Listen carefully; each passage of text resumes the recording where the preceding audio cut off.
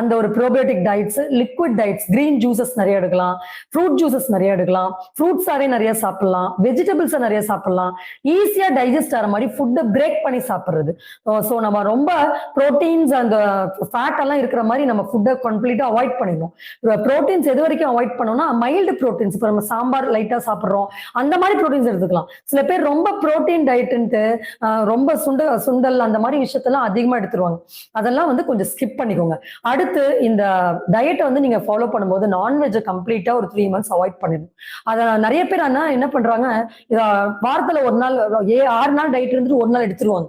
So அப்ப அந்த ஒரு நாள் எடுக்கும்போது என்ன ஆகும்னா அந்த 6 நாள் டயட்டுடைய வாக்கிங், அந்த எக்ஸசைஸ் பண்ணது எல்லா எஃபோர்ட்ஸுமே வந்து வேஸ்டா போயிடும். ஸோ அப்போ அந்த ட்ரிகர் ஆகுறது எதனால ட்ரிகர் ஆகுறாங்க, அதுதான் எமோஷனல் ஃபேக்டர்.